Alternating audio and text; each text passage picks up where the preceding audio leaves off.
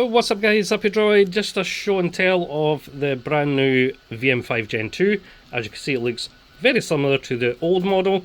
This is old model here, which a brand new firmware has just been released for this. So you just go to www.appydroid.net, click on the VM5 Gen 2 tab. It will then bring you to this page where you can buy the new Gen 2 model. I'll still need to add the link for it. There is also, if you scroll down, there is the original firmware update. This replaces the old menu.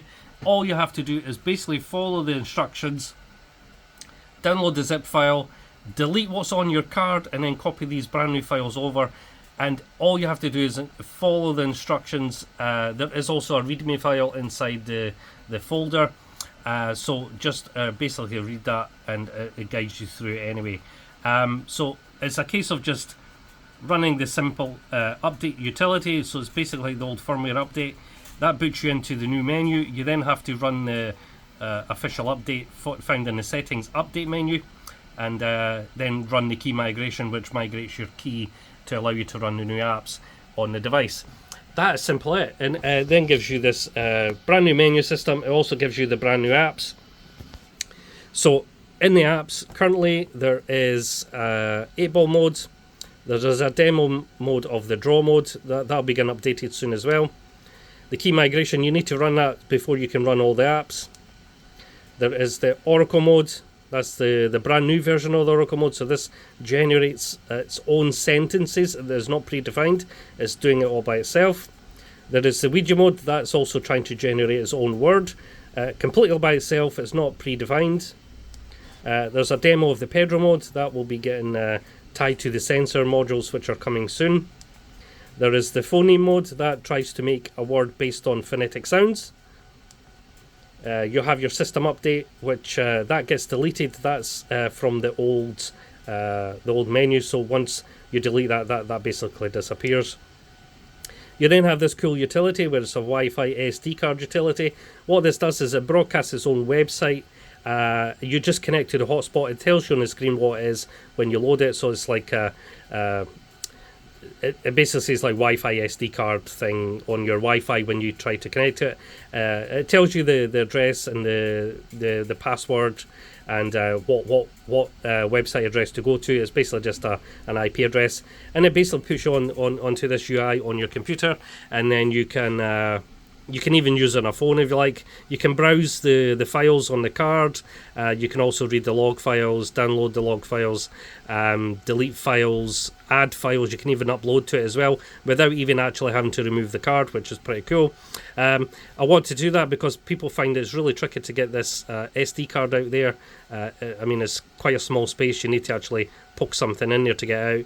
I don't like the fact of having to keep putting the SD card in and out, and unfortunately these devices don't come with OTG, OTA, something like that, OTG, where basically it mounts the SD card. These devices don't support it, so this was just a quick workaround. If you can still do the old-fashioned way by pulling the card out. I thought it was just a handy utility to have.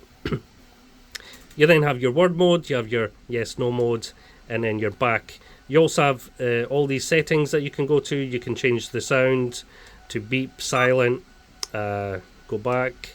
You can adjust the volume, go back. You can change UI color just by tapping on select. You can pick a UI color that matches the bumper case, for example.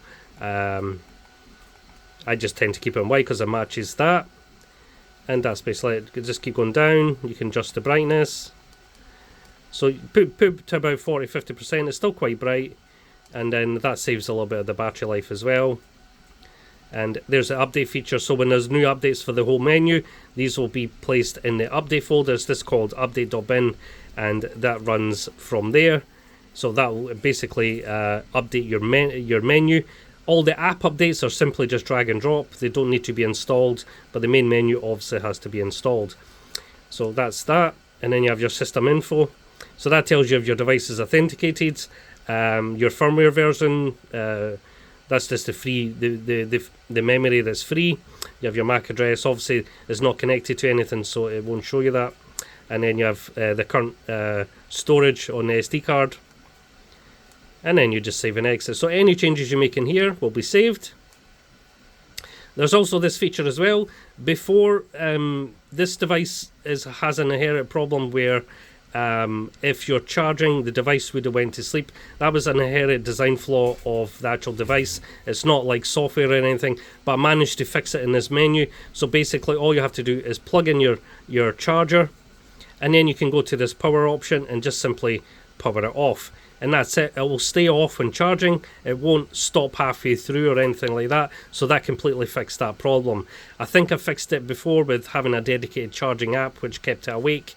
But ideally you want this device sleeping when it's charging.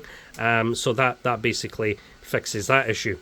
With this device, it doesn't really matter. When it's charging, you can simply just hold the power button and it'll switch off. Or you can do it from the menu as well.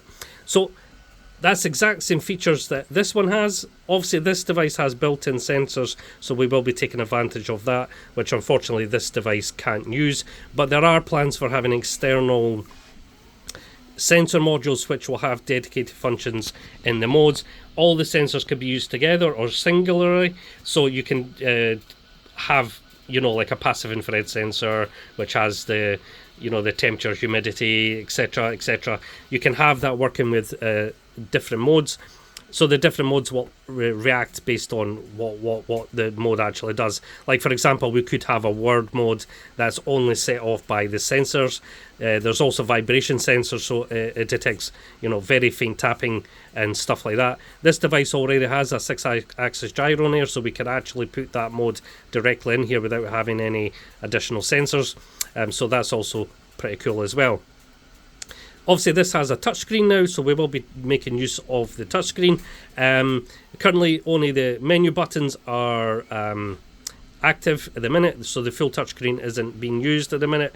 So I will obviously find a way to get the menu system to basically work with scrolling and stuff like that. So, and you can probably just tap on the icon to start it, for example. That's something to come as well. Obviously this doesn't have a touchscreen, so it won't be able to use that feature, but there's something I wanted to add to this to have a more dynamic feels where you can kind of just scroll and then press the square to basically activate the function. So that's something I'm working on as well. But apart from that, both menu systems are basically the same. Also what's pretty cool as well is the apps also migrate from based on the actual menu system. So what actually happens when you change a setting, for example the sound, the brightness, you know, whatever, the UI color even. So let's change the UI color. Let's go for a green color, and let's save and exit. Then we want to go to apps, click on apps. Now when you run an app, it's going to contain that theme color and any settings that you applied in the previous menu. So once it loads up, it will be green. And so basically the UI settings carry on into the actual app, even though it's a separate part of the firmware. The apps are separate bin files, if you like. They're actual apps which run from the main menu. So the preferences are carried over, if that makes sense. So, you know, all the things are basically in there. And you can go in here, even though you can't change the theme color in here because it doesn't work like that, it's only carrying over the preferences. You can still change basic things like the generator. So each app will have its own dedicated settings that you can quickly access. For example, generator will change it from auto or manual. So let me just show you that. So there's auto. If you toggle it to manual, if you press save, it's going to change that icon up here. So that basically means when you're in when you're basically running the app, it will only work now when you press generate. It won't do the automatic version. When it's in auto mode, you can interrupt it by pressing generate. That also works as well. Also in here there is a history. So there's the history results here. You can scroll up and down. When you press the save button, that is also the back button. You can save and exit. So if you save and exit, that will then store that log file on the SD card. So let me just show you that. Log file saved. Or you can basically exit without saving. That doesn't save any history. You have to do that before you close the app, otherwise the memory is flushed. That makes room for the next app to have a history, if that makes sense. It doesn't make any sense having the same history on all the different apps. Also, when you save the history, if you're in this mode, for example, 8-ball mode, it saves it in its own entire folder. There's a folder on there called logs. Inside the logs folder is each app which has a save history. Each history will be stored in there as a text file, and you can then go back and read it anytime you like. So let me just back out of the main menu here. You can also quit the app directly from the menu. You don't have to do the whole holding the button and you know, resetting the app. The old way to do it was basically holding the button and pressing reset. You can still do that with the apps, but it's very difficult to do with this one because you have to basically switch the device off. It doesn't always work, so I had to find a way to basically do it directly from the app. So just to quit back to the launcher, all you have to do is go in the settings and click on quit app. That then brings you back to the main menu again, and it should show up, and then you can select a different app. So that's basically it. It comes with the basic apps at the minute. That's not all what it can do, by the way. It can do a bunch of different stuff. This is just the basic collection of apps, so you have something to use when you buy the device. And that's basically it. You get all the basic from the V8, the V8 hub. All the modes have been sort of ported over to this device, so you have all the latest features, the latest modes. So like I said, updating is super easy. If a new change for a particular mode comes out, you just simply add it to the card, and that is it. If a new app comes out, there's two files. There is there's an image file which goes into the icons folder, which basically is just a little icon here that pops up. You can edit those as well if you like. If you don't like the icon, you can put your own icons there. I wouldn't recommend it, but you can do that as well. Yeah, and it's just two files. Drop one inside the icons folder and drop the main app inside the root of the SD card. Super easy to do. There's nothing complex about it, and that is the way this device was designed. Obviously, there'll be different add-ons coming for this device, like this one. This had a ghost box attachment. That will be coming back to this menu very soon. I'll just have to do the app, which is just a case of adding it to the SD card and running it, and it will work exactly like how it did before. Obviously with different modes and stuff like that. So yeah, that's basically it, guys. I'm going to leave it there because I'm waffling on. This is already 12 minutes long. It's just to give you a quick demo of how this device works, what's coming for it. This is not all that it does. It can basically, if you have an idea for an app that you want it to do, I could probably do it. That's also something to be aware of. This is very much a unified device. If you have an idea, I'm more than happy to make the app for it. This device is way more capable than what it can currently do at the minute.